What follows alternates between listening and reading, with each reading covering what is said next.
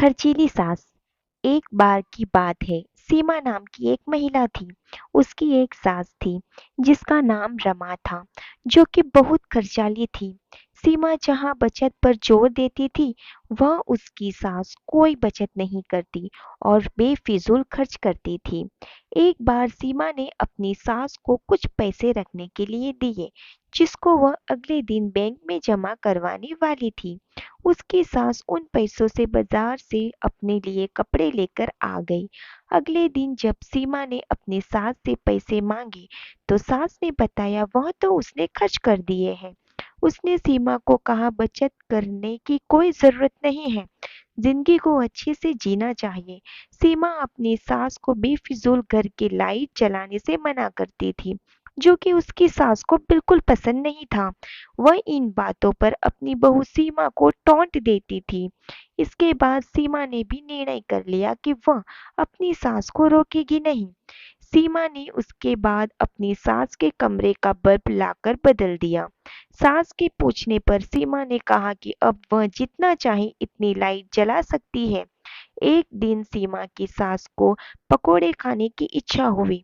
उसने सीमा को पैसे देकर कहा कि जाकर राजू हलवाई की दुकान से पकोड़े ले आए।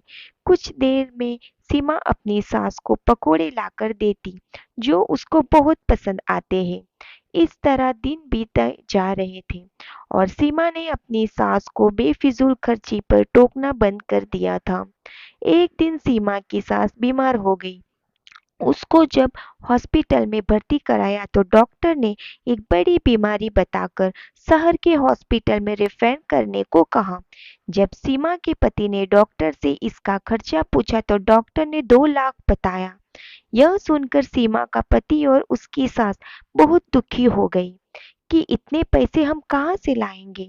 लेकिन सीमा ने डॉक्टर को अपनी सास को शहर के डॉक्टर को रेफर करने को कहा, जिनसे उसके पति और सास हैरान हो गए। सीमा ने बताया कि यह पैसे उसने घर खर्च में से बचत करके जोड़े थे। इसके बाद कुछ दिनों बाद सीमा की सास शहर में से अपना इलाज कराकर आ गई। अब वह पूरी तरीके से स्वस्थ थी।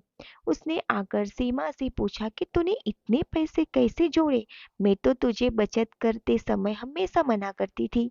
सीमा ने बताया कि मैंने सारे घर में कम बिजली प्रयोग करने वाले बल्ब लगाए और जब भी आप मुझे बाहर से पकोड़े लाने को कहती थी, तो मैं घर पर ही आपको पकोड़े बनाकर खिलाती थी। उसने सीमा की बहुत तारीफ की और खुद भी आगे से पैसे बचाने का निर्णय लिया। इस कहानी से हमें यह सीख मिलती है दोस्तों कि हमें फिजूल खर्ची से बचकर पैसे का सही इस्तेमाल करना चाहिए। आशा करती हूँ दोस्तों आपको ये हमारी छोटी सी कहानी अच्छी लगी होगी।